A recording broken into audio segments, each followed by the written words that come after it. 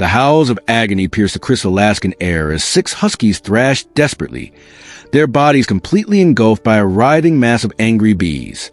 Onlookers stood frozen in horror, until a silver-haired man calmly approached the chaotic scene. What began as a routine training run for the prestigious Iditarod Race had turned catastrophic when Jeff Paulson's sled dog team veered off-trail and crashed into a massive wild beehive hidden in a fallen log. Now the magnificent animals were disappearing beneath a living blanket of furious insects. Water. Someone get water. A desperate handler sprayed the dog with bottles, but this only seemed to enrage the bees further. Another trainer attempted to approach with a commercial insect repellent, but retreated quickly, face swelling from multiple stings. Those aren't ordinary honeybees, observed Frank Wilson, standing apart from the panicked crowd. At 67, his weathered face and military-straight posture hinted at his past. 25 years as a Special Forces medical sergeant had taught him to recognize threats others missed. Frank watched as the lead dog, a powerful Malamute named Thunder, began pawing frantically at his throat. The animal's tongue lolled from his mouth as his breathing grew labored. Signs of a severe allergic reaction Frank had seen too many times in combat zones. The dog owner was on his knees, sobbing helplessly. "Please, someone help them. They're my life." Frank assessed the situation with practiced precision. Most civilians would see only chaos and danger, but his military-trained eyes noticed details others missed. The distinctive aggressive pattern of the swarm, the tangle harnesses limiting the dog's movement, and the rapidly deteriorating condition of the lead dog. Without a word, Frank dropped his backpack and began methodically unpacking its contents. Time was running out. Frank knelt at a safe distance, his eyes narrowing as he studied the bees' flight patterns. African hybrids, he muttered to himself, recognizing the aggressive behavior from a deployment in North Africa years ago. These weren't typical Alaskan honeybees. These were killer bees that had somehow migrated north, likely with shipped goods. Their venom isn't stronger than regular honeybees, Frank explained to a nearby handler who had backed away from the frantic dogs, but they attack in much larger numbers and pursue targets much farther. His mind quickly calculated risk factors.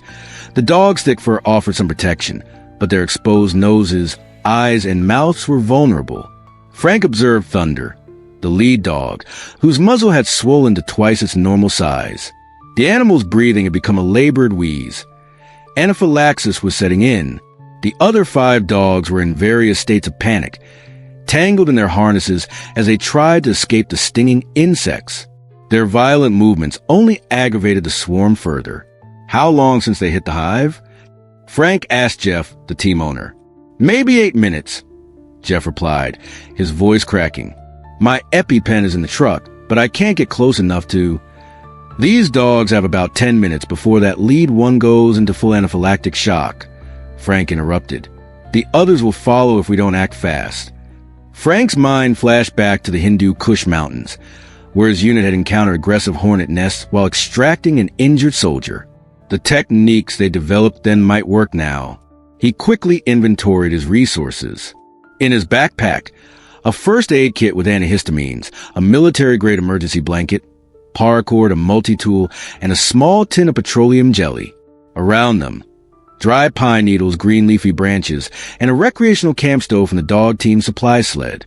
"I need your jacket," Frank said to Jeff, "and whatever cotton clothing anyone can spare." He turned to the growing crowd of onlookers. "And I need distance. Everyone back up 50 yards, minimum." As people retreated, Frank assessed the dog condition more thoroughly. The lead dog was in critical danger, but the others still had time. The harness configuration complicated matters. The dogs were connected by central lines, making individual rescue impossible. He'd have to approach the entire team at once. Frank remembered Captain Martinez, his former team leader, who'd kept bees before joining Special Forces. Smoke calms them, Martinez had explained during jungle training, disrupts their alarm pheromones. But Frank would need more than just smoke. He needed a precise delivery system and protective gear he didn't have. "I need tools to fabricate something," Frank announced. Thankfully, one spectator offered a toolbox from his truck. As Frank worked, Thunder's breathing became more labored. The dog's eyes were swelling shut, and his struggles were weakening, a dangerous sign. The other dogs continued to thrash and howl, some attempting to bite at the bees, which only resulted in painful stings inside their mouths. Frank knew he had one shot at this. If he approached unprepared, he'd become another victim rather than a rescuer. Drawing on decades of Special Forces training, he began assembling his improvised rescue equipment with methodical precision. Frank's hands moved with practiced efficiency as memories of his Special Forces biological threat management training resurfaced. 15 years ago, in the scorching heat of an undisclosed location in the Middle East, his unit had received specialized training on handling biological threats, including aggressive insect swarms that could compromise missions. Smoke disrupts their communication, but wrong application makes them more aggressive. He recalled his instructor saying, "You need control, cool smoke, not flames." Frank assembled his makeshift bee protection suit first. He coated the borrowed jacket with a thin layer of petroleum jelly from his kit, an old Special Forces trick for creating a surface bees couldn't easily grip. He fashioned a hood from the emergency blanket, using the multi-tool to cut a viewing panel, which he covered with mesh from a spectator's baseball cap. Cotton t-shirts donated by onlookers became hand wraps, secured with paracord. The dog's greatest vulnerability is their respiratory system, Frank explained to Jeff as he worked. Standard procedure for K9 units under biological threat is to protect airways first, then address surface exposure. Next came the specialized smoke device. Unlike conventional bee smokers that beekeepers use, Frank needed something more tactical, controlled, directional, and portable. He combined the camp stove's fuel canister with a modified water bottle to create a pressurized delivery system. For the smoke mixture, he selected specific pine needles and green leaves. In special operations, we learned certain vegetation produces smoke that's particularly effective against aggressive bee species, Frank explained, packing his improvised device. It's the same principle used in traditional beekeeping, but modified for tactical application. As Frank prepared, he explained his strategy to Jeff. "I'll approach from downwind, using controlled smoke bursts to create a protective corridor. These aren't ordinary bees. They communicate attack signals through pheromones. The smoke disrupts that communication." Frank demonstrated a hand signal to Jeff. "This is how we would calm military working dogs in high-stress environments. When I free thunder, use this motion, slow and low, palm down. It mimics calming pheromones for canines."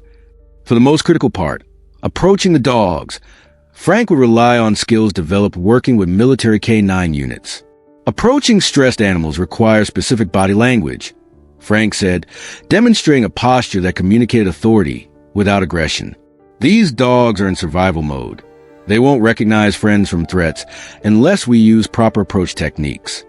With his equipment ready, Frank administered an antihistamine injection to himself, a precaution learned from missions in environments with unknown biological threats. He coated exposed skin with a mixture of mud and petroleum jelly, another Special Forces technique for creating a barrier against stinging insects. "I'll establish a smoke perimeter first, then create a corridor to the lead dog," Frank explained. "Once I've administered emergency treatment to Thunder, I'll work backward through the team. The critical phase will be the first approach. If the bees perceive me as a threat, they'll redirect their entire attack force toward me." Frank demonstrated how he would use specialized breathing techniques, slow, controlled exhales only, learned in Special Forces stealth operations. Bees are sensitive to carbon dioxide from rapid breathing. Controlled breathing patterns minimize detection.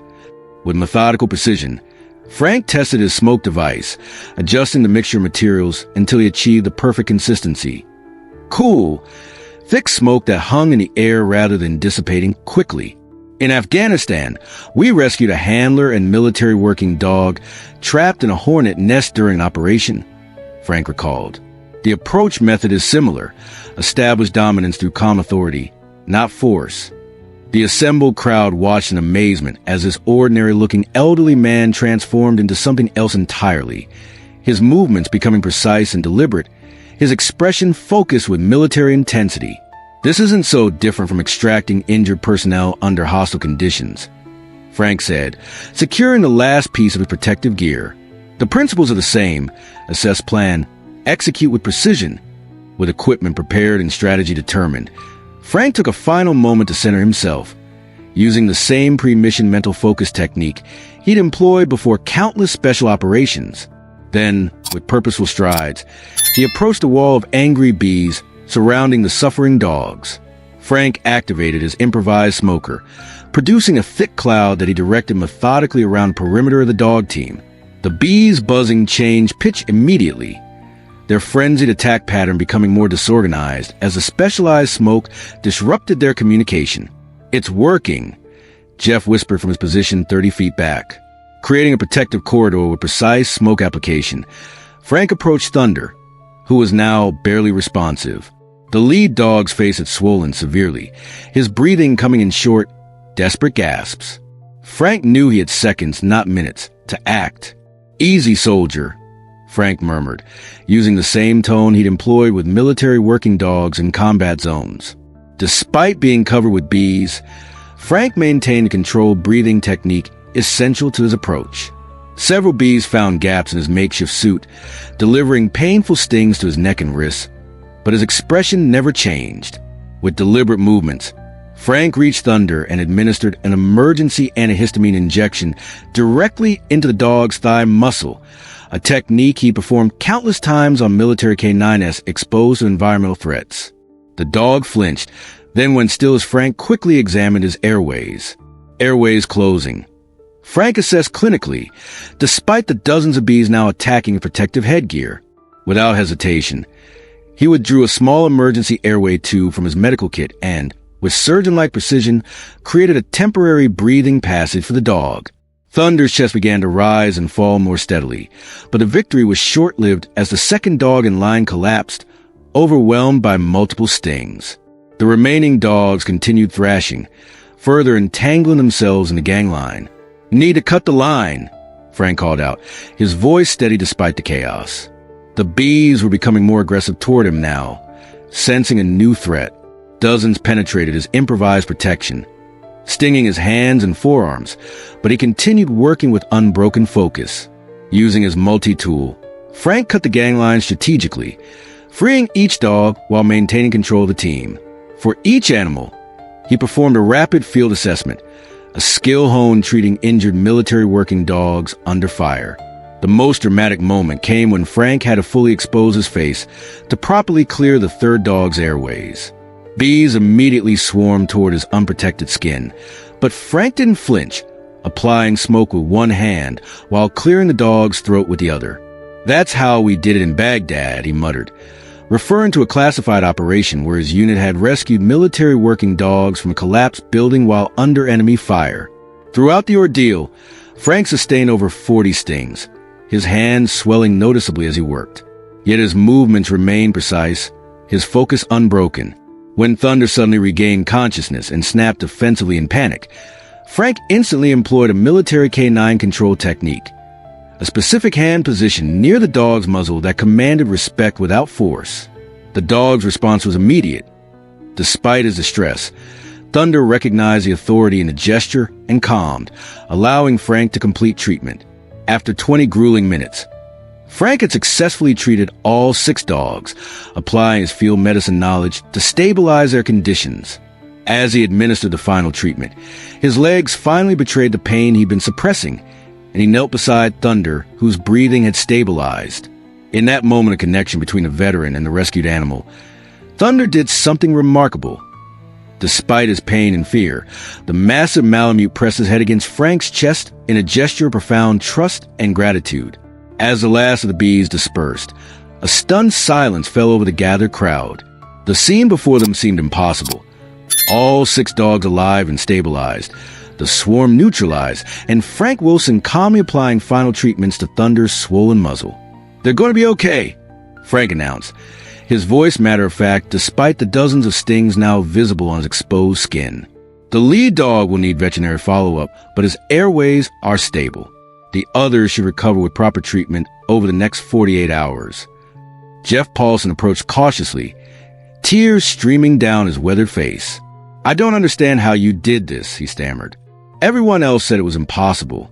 "Thunder," despite his ordeal, had remained close to Frank, occasionally pressing his massive head against a veteran's leg in a display of trust that wasn't lost on the watching crowd. The other dogs, too, seemed unusually calm in Frank's presence. In Special Forces, we learned there's no such thing as impossible, just problems waiting for solutions, Frank reflected, wincing slightly as he applied a field dressing to his own most severe stings. Sometimes the most challenging situations require us to stay calm and apply what we already know in new ways. Military training taught me to focus on what can be done rather than what can't. As local veterinary services arrived to transport the dogs, Frank provided precise briefing on each animal's condition and treatment. One bystander commented on how this incident showed the lasting value of military training even decades after service. Frank glanced at Thunder, who was being gently loaded into a transport vehicle. For a moment, his military reserve softened. 25 years in Special Forces teaches you that all life has value worth protecting, he said thoughtfully. Whether it's your teammates or these amazing animals, the mission is the same: bring everyone home. The story of Frank's extraordinary rescue spread quickly throughout the community, prompting many to reflect on the hidden heroes among us. Have you ever witnessed a veteran using their unique skills to save animals in danger? Share your experiences in the comments below. If you found this story inspiring, please like and subscribe for more incredible tales of courage and compassion that remind us of the extraordinary capabilities within ordinary people.